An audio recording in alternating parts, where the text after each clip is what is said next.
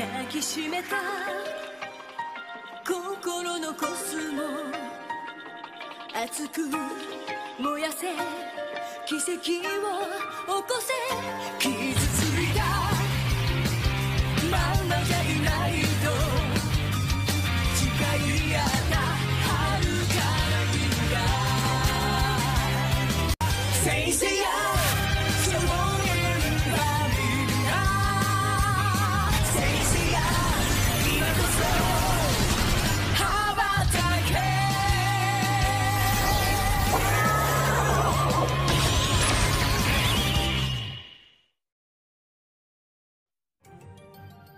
Halo teman-teman, gimana kabar kalian semuanya? Semoga baik-baik saja ya.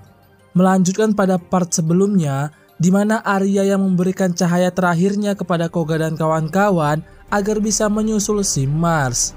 Rupanya, si Mars ini kembali ke Menara Babel dan bertemu dengan si Ionia. Setelah itu, dengan menggunakan tongkat Arya, Mars ternyata membangun ulang sanktuari versi dirinya dan juga istana baru untuk para 12 sen emas.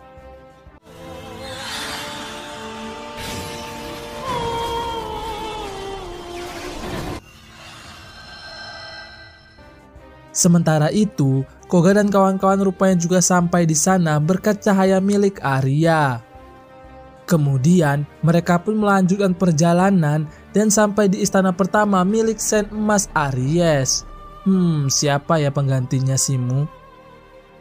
Di dalam, mereka lalu bertemu dengan Sen Emas Aries, namun Sin harus berpindah dulu ke Mars dan juga Madea yang menggunakan tongkat Arya untuk membuat 12 lingkaran aneh di sana.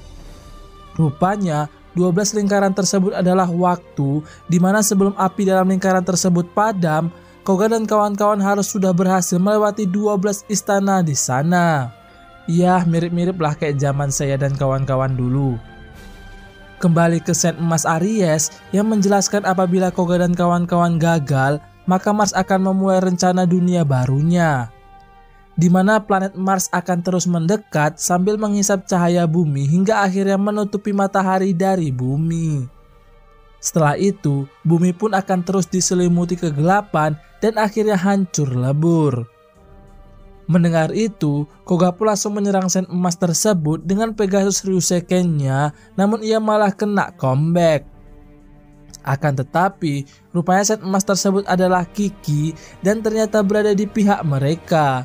Aduh, kenapa pula Kiki yang jadi penerus Sen Emas Aries coba?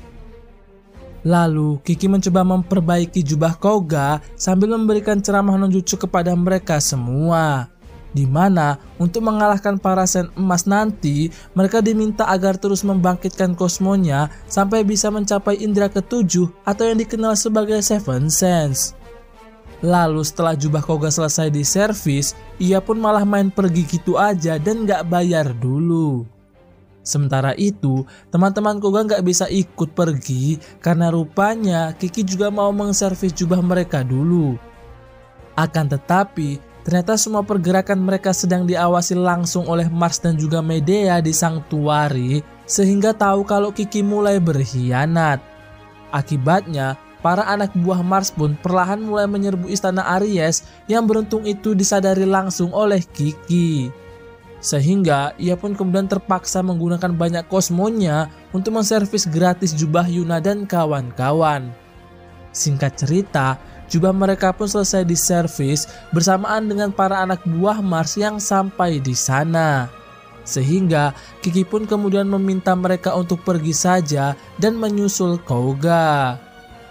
Sementara itu, ternyata Koga sudah sampai di istana kedua milik Sen Emas Taurus yang dulunya dijaga oleh Aldebaran, namun sekarang dijaga oleh seorang bernama Harbinger. Tanpa ragu, Koga pun berusaha melawannya, namun seperti biasa kemampuan Sen Emas masih jauh di atasnya. Walaupun begitu, Koga mencoba membangkitkan kosmonya yang di saat bersamaan Yuna dan kawan-kawan juga sampai di sana. Setelah itu, Koga berusaha menyerang dengan Pegasus Ryuseken, namun malah Koga lah yang kena comeback oleh si Harbinger ini sampai KO. Melihat itu, Yuna dan kawan-kawan pun kemudian gantian untuk menyerangnya.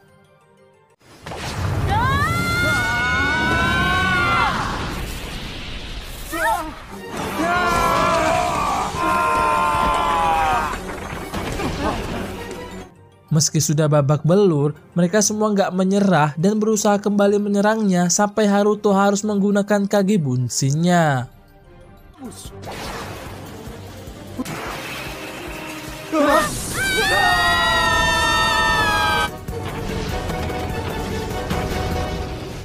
Kemudian kita diperlihatkan masa kecil Harbinger yang sedari kecil sudah kena bully.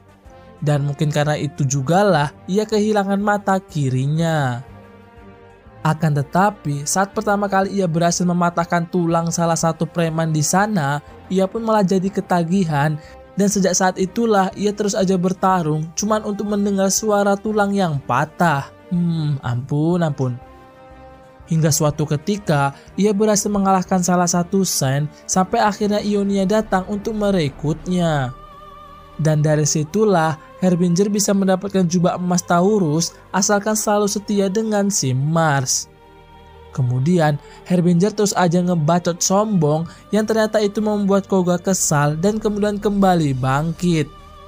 Lalu Koga meningkatkan Cosmo yang lebih besar dan bertarung susah payah melawan si Harbinger ini. Akan tetapi ia malah berusaha menyerang teman-temannya sehingga terjadilah peraduan serangan di antara mereka berdua.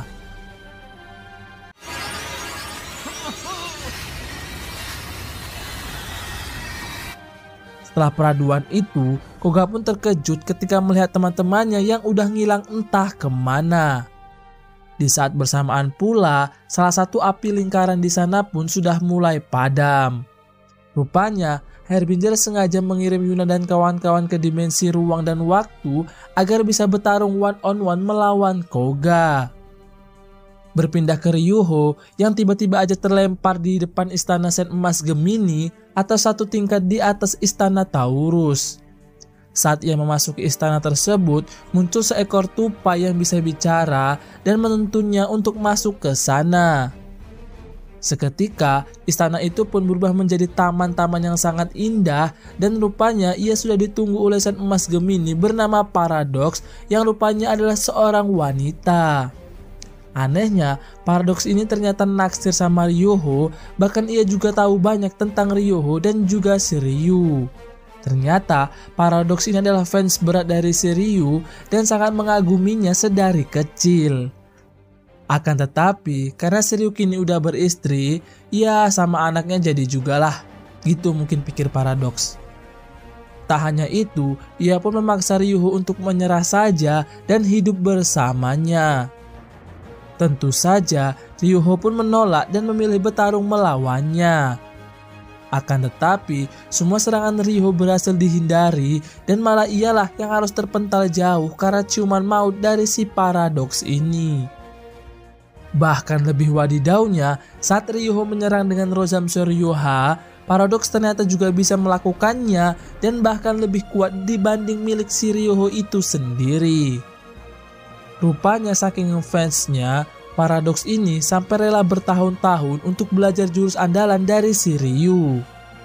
Kemudian diperlihatkan masa kecil Paradox di mana orang tuanya yang gak pernah suka dengan dirinya, hingga suatu ketika saat Paradox kecil terkena musibah, si Ryu pun datang untuk menolongnya dan sejak saat itulah ia jadi fans garis keras dari si Ryu ini.